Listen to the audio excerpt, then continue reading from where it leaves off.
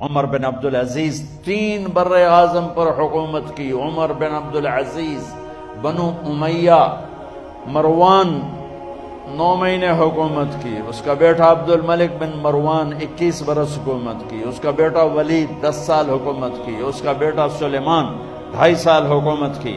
اسی تخت پر بیٹھے عمر بن عبدالعزیز. پہلے چاروں نے اللہ کے شریعت کو قربان کیا حکومت کے لیے.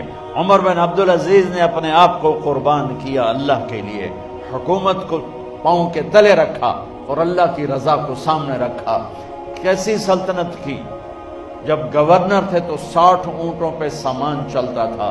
جب امیر المومنین بنے تو بچے کہنے لگے ماں سے، بچے بچیاں 12 تھے، ماں سے کہنے لگے کہ عید کا موقع آ رہا ہے، ابا سے کہو ہمیں نئے کپڑے تو لے کر دیں.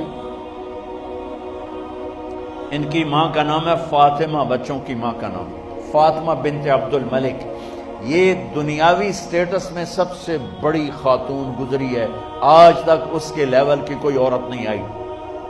دادا بادشاہ، باپ بادشاہ، 4 بھائی بادشاہ، 6 خامن بادشاہ، 7 نسبتوں سے یہ عورت شہزادی رہی ہے. حضرت عمر گھر آئے، بیگم نے کہا بچے کپڑے مانگ رہے ہیں. حضرت عمر کہنے لگے میرے پاس تو پیسے نہیں ہیں، تنخواہ میں تو مشکل سے روٹی پوری ہوتی ہے، کہاں سے لے کر دوں؟ تو تھوڑی دیر خاموش رہی بیگم. پھر کہنے لگی آپ ایسا کریں، اگلے مہینے کی سیلری ایڈوانس لے لیں، اس سے میں کپڑے لے لیتی ہوں اور روٹی کا خرچہ میں مزدوری کر کے گھر بیٹھے مزدوری کر کے چلا لوں گی. اب 1 مہینے کی تنخواہ ایڈوانس لے. حضرت عمر بن عبدالعزیز واحد خلیفہ ہیں جن کے دور میں 3 بر اعظم میں زکوٰۃ لینے والا باقی نہیں بچا تھا. یہاں لاہور بھی ان کی حکومت کے نیچے تھا، جنوبی اسپین فرانس ان کی حکومت کے نیچے تھا، کاشغر تک ان کی حکومت کے نیچے تھا، استنبول کے دروازوں تک ان کی حکومت تھی. 3 بر اعظم میں ایک آدمی زکوٰۃ لینے والا نہ بچا. اور اپنا حال یہ ہے کہ بیگم سے کہہ رہے ہیں پیسے کوئی نہیں، کپڑے کہاں سے لے کر دوں؟ اور بیگم طریقہ بتا رہی ہے کہ آپ اگلے مہینے کی تنخواہ ایڈوانس لے لیں، اس سے میں کپڑے لے لوں گی اور چولہے کا خرچہ، روٹی کا خرچہ میں گھر بیٹھ کے مزدوری کر کے کما لوں گی. تو حضرت عمر کہنے لگے ہاں یہ ٹھیک ہے. باہر آئے، وزیر خزانہ مزاحم انہیں بلایا کہ بھائی ہمیں اگلے مہینے کی تنخواہ ایڈوانس چاہیے.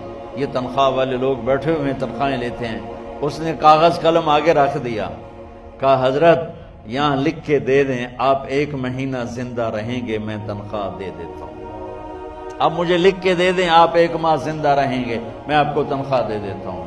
چپ کر کے اٹھے، ایک لفظ نہیں بولے، گھر گئے. حضرت اپنی بیگم فاطمہ سے کہا بیگم بچوں سے کہہ دو کہ باپ کے پاس کپڑے لے کر دینے کی سکت نہیں ہے. اور خزانے ایسے بھرے پڑے تھے کہ زکوٰۃ لینے والا کوئی نہیں تھا. عید کی نماز ہوئی، نماز کے بعد جب ساری فیملی ملنے آئی اور بچے بھی ملنے آئے تو ان کو دیکھ کر ان کی آنکھوں میں آنسو آ گئے. کہنے لگے بچوں آج تمہیں دکھ تو ہوگا اپنے باپ پر کہ ایک جوڑا کپڑا بھی لے کر نہ دیا عید کا.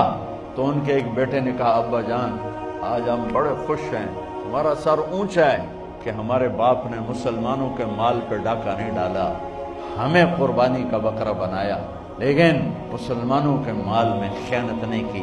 یہ ان کا طرز حکومت تھا، اس طرح انہوں نے حکومت کی. گھر میں تشریف لائے تو بیٹیوں سے بات کی تو انہوں نے منہ پہ ایسے دوپٹہ رکھا ہو، منہ پہ دوپٹہ رکھ کے بات کریں. تو فرمانے لگے کپڑا تو ہٹاؤ، دوپٹہ کیوں رکھا ہوا ہے؟ تو گھر کی خادمہ زور زور سے رونے لگی، کہنے لگی امیر المومنین آج آپ کی بیٹیوں نے کچا پیاز توڑ کے روٹی کھائی ہے تو وہ اس کی بو ہے منہ میں، آپ کو بو سے نفرت ہے اس لیے منہ پہ کپڑا رکھ لیا. تو حضرت عمر اتنا روئے کہ ان کی داڑھی تر ہو گئی. کہنے لگے آخر میں جب تھوڑا آسرے میں آئے کہ میری بیٹیوں تمہارا باپ تمہیں بڑے اچھے کھانے کھلا سکتا ہے لیکن میں جہنم کو برداشت نہیں کر سکتا، میں جہنم کی آگ برداشت نہیں کر سکتا. اب مرنے کا وقت آ گیا. جب وہ گورنر تھے تو 60 اونٹوں پہ ان کا سامان چلتا تھا، اور جب وہ امیر المومنین بنے تو عیادت کے لیے لوگ آ رہے تھے تو صالح عیادت کے لیے آئے، فاطمہ کے بھائی، کپڑے دیکھے امیر المومنین کے تو بہن کو ایک طرف کر کے فرمایا، بڑے نیک سرداروں میں سے تھے یہ مسلمہ بن عبد الملک، کہنے لگے امیر المومنین کے کپڑے تبدیل کروا دو، لوگ پوچھنے آ رہے ہیں تو میلے کپڑے اچھا نہیں لگتا، کہا جی بھائی کرواتی ہوں۔ اگلے دن جب وہ حال پوچھنے آئے تو پھر وہی کپڑے تھے، تو انہوں نے ان کو الگ جا کر کہا، بہن میں نے تمہیں کہا تھا کپڑے بدلوا دیتی، کیوں نہیں بدلوائے؟ تو وہ رونے لگی، کہنے لگی کہاں سے بدلواؤں، جوڑا ہی ایک، کہاں سے بدلواؤں؟ اور حکومت کتنی تھی؟ 3 بر اعظم، 3 بر اعظم کی حکومت۔ ہمارا تو پٹواری امان کا نہیں ہے، اور وہ 3 بر اعظم کی سلطنت لے کر ایک جوڑے میں اللہ سے ملنے جا رہا ہے۔ ان کو زہر دیا گیا، جب ان کی موت کا وقت قریب آیا تو انہوں نے رجا بن حیوہ کو بلایا۔ سننے والی بات ہے بچوں، ان سے فرمانے لگے، سنو میں نے 3 بادشاہوں کو قبر میں اتارا۔ اب بچیاں تو قبرستان جاتی نہیں، ہم تو اپنے ہاتھوں سے قبر میں اتارتے ہیں، اور اوپر مٹی ڈالتے ہیں، اور اوپر اینٹیں ڈالتے ہیں، اور پھر منو مٹی میں دبا کے واپس آتے ہیں۔ یہ منظر آپ بچیوں کے تو دیکھنے کا بھی نہیں ہے۔ وہ کہنے لگے میں نے 3 بادشاہوں کو مٹی میں ڈالا، لیکن ان کے کفن کی گرہ کو جب کھول کے دیکھا تو ان کے چہرے قبلے سے ہٹ چکے تھے اور رنگ ان کے کالے پڑ چکے تھے۔ ولید بن عبد الملک، سلیمان بن عبد الملک، عبد الملک بن مروان، عبد الملک باپ، ولید بیٹا، سلیمان بیٹا، یہ تینوں کا ان کے چہرے کالے ہو گئے تھے اور ان کا قبلے سے منہ پھر گیا تھا۔ اب میں مرنے لگا ہوں، مجھے پہلے ضرور چیک کرنا کہ میرا اللہ میرے ساتھ کیا کرتا ہے۔ پہلے تینوں کی ظلم کی حکومت تھی، ان کے چہرے قبلے سے کیوں ہٹ گئے؟ آپ کو عجب بات بتاؤں، ولید بن عبد الملک روزانہ تہجد میں کھڑے ہو کے 10 سپارے پڑھتا تھا، 10 سپاروں کی تلاوت تہجد میں کرتا تھا کھڑے ہو کے، اور قبلے سے چہرہ ہٹ گیا۔ سلیمان بن عبد الملک تہجد گزار، چہرہ قبلے سے ہٹ گیا، ظلم کیا، ظلم کیا، ظلم کیا، خون کو پانی بنا دیا، حکومت پر شریعت کو قربان کیا، رشتے ناتوں کو قربان کیا۔ اللہ نے قبلے سے چہرے، نمازیں منہ پہ مار دی، روزے منہ پہ مار دیے، حج زکاتیں منہ پہ مار دی، تہجد ان کے منہ پہ مار دی، اور ان کے چہروں کو قبلے سے ہٹا دیا اور رنگ کالے کر دیے۔ عمر بن عبدالعزیز نے اسی سلطنت کو عدل سے بھر دیا، اسی سلطنت کو عدل سے بھر دیا۔ جب ان کا انتقال ہوا، سلیمان بن عبد الملک کی ڈیڈ باڈی جب قبر کے قریب لائے اتارنے کے لیے تو ایسے ایسے ہلنے لگا، اس کا پورا جسم ہلنے لگا۔